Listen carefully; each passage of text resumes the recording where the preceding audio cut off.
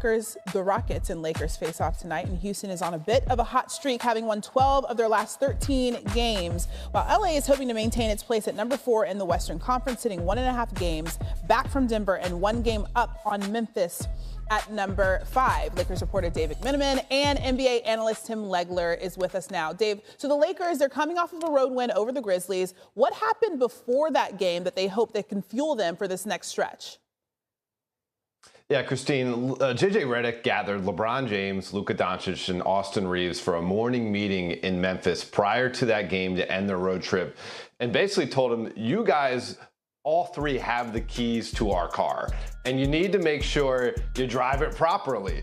And basically, it was a compliment to all 3 of them, telling them how great they are offensively, but they can be even greater if they don't try to go for things where it's an individual 1-on-2, 1-on-3 matchup, manipulate the defense to get us better looks. And the results were tremendous against the Memphis Grizzlies later that night.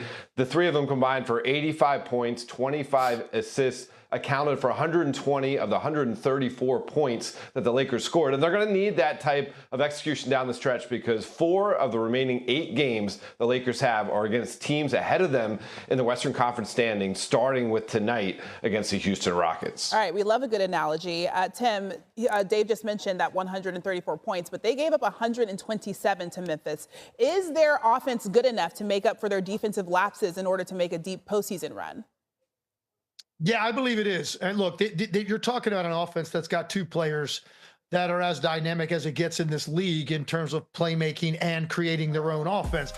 What you saw the other night was a game they won in which their defense was subpar, but I think the sample we've gotten of this team defensively, after Luka got there and acclimated himself a few games, that stretch they had before LeBron's injury was really, to me, what the Lakers' ceiling can be defensively. It's better than it was against Memphis the other night, and I think their offense can be so good it can overcome it on those nights. Look, I think it comes down to this. The Western Conference has one team that clearly is in a different place than everybody else, and that's Oklahoma City. So now we sit here and try to figure out who's going to jockey for position to be the last team standing when it's all said and done. Lakers are clearly going to be in that mix because their offense can be so good on most nights, it can overcome even what defensive lapses they have. Yeah, and their defense, when they had that run that Tim was referring to, had Rui Hachimura in the lineup. And now he is back, and he started to come into form late in that road trip. JJ Redick said that with the 2 remaining back-to-backs that they have on the schedule, they hope to have Rui in the lineup for both legs of that. So certainly that gives another switchable defender, someone with size, someone with speed, and they hope can add to the mix as they get back to that defensive standard that they set. Okay, let's talk about a team in the West that we haven't talked that much about. This Rockets team, they're second in the West. Are they legit contenders in your mind, Tim? I believe they are, and here's why. I'm going to define contender by a team that potentially could get to the conference finals, because if you can get there, then you're 1 series away from playing for a championship, and a lot of things can happen in that series with injuries, foul trouble, guys that have poor series. So you got to get yourself to that place.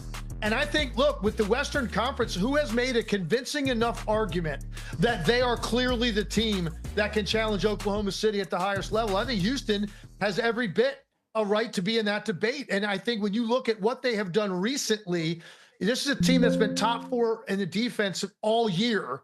Now they've been top 4 offensively over the last 10 games. Now, I know that their schedule has helped. They haven't played a lot of top quality teams, and we're going to see here over the next couple of weeks as they finish the season, they've got 5 games against other teams currently in the top 6 in the West along with them. Maybe that tells you more about the Rockets, but I look at it like this. If they're still standing after a 6-game losing streak that they had in early February, and now they've righted the ship to the extent that you mentioned, you're winning 11 out of 12. Yes, Houston can make a case that they also could be that last team to take on Oklahoma City at the end. All right, it feels like it's OKC versus everybody in the West just trying to take them down. Dave, thanks for the insight. Tim, before you go, 5 players and 2 coaches were ejected. Finals a year ago, they're a defensive-minded team. Both of their identities rest there. Not shocked. If this is going to break out, then it's 2 teams. Let's start with your Celtics. Look, the best team in basketball, period. I know the Cavs, OKC, They got 60-plus wins, but when it comes down to who's going to be the 2025 NBA champions, we're talking about the boys in green. And not just because Jason Tatum is playing at the MVP level. It's not just because Jaylen Brown is the second, all-star caliber, all-NBA player. It's the others, Peyton Pritchard, Luke Cornett, Kristaps Porzingis, who's the X-factor, his ability to stretch the floor, his ability to take advantage of post-ups. What about the Oklahoma City? Going to the NBA final, win the MVP and SGA. And then when you think about the Thunder, they lead in every defensive category. They rank #1 in everything. And I'm loving what I'm seeing as far as the chemistry between Isaiah Hartenstein and Chet Holmgren, especially the big-to-big pass. You mentioned the Lakers got that big win over Memphis. What can you say about the Lakers? Well, they gotta score, because obviously the defense is not there. Obviously, Luka Doncic is the defensive liability. But I'm gonna say this.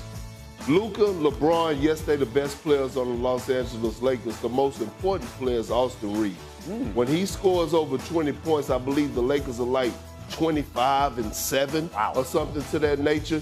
He's not a role player, but he's not an all-star. I'm trying to find a name for him because he's right there in between. But the trust that they have in Austin Reeves, to be able to create for himself and create for others, it's a beautiful thing to see. And LeBron James, when you're on the floor with him, he don't trust a lot of guys. Interesting, because our ESPN analytics have the Lakers' first-round matchup probably being the Grizzlies here. Bobby, what do you expect? Because the Lakers have got a big one tonight against the Rockets. We know the Rockets are the 2 seed right now in the West. Give me your thoughts on the Lakers-Rockets matchup. Yeah, I think there's 2 things to keep an eye on tonight. Certainly offensive rebounding for Houston. This is the best offensive rebounding team in the NBA. They had 13 last night against Phoenix, 25 second chance points.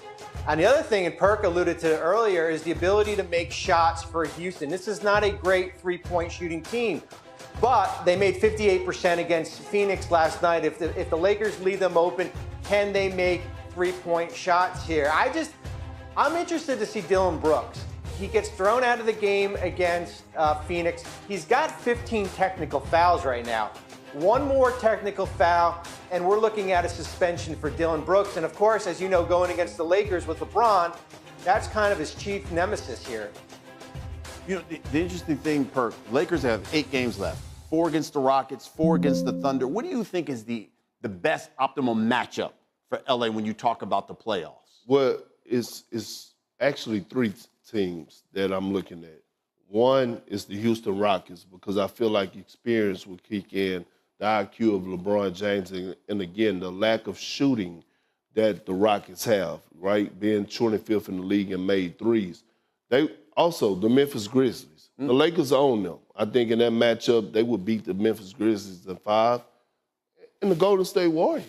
Really? I actually like the Lakers if they matched up against Golden State. I mean, look, LeBron James, to me, has figured out or have the blueprint when it comes down to matching up against Steph Curry, especially in the moments that it matters the most. If we go and look at, since LeBron James has put on the Laker uniform, whether he matched up against the Warriors in the play-in tournament or the postseason, he has came out victorious. So again, I'm looking at either one of those 3 teams, but if I'm the Lakers, I want Memphis in the first round. Right now, as you saw there, looking at the standings, they would have the Memphis Grizzlies, but if they could drop, hey, they could very well be facing the Warriors. And Bobby, in your opinion, what would be the best matchup for the Lakers? I agree with Perk. I think it's Memphis. And I just look at where this Grizzlies team is. Certainly, they make a coaching change on Friday. They've got a rookie head coach, an interim rookie head coach.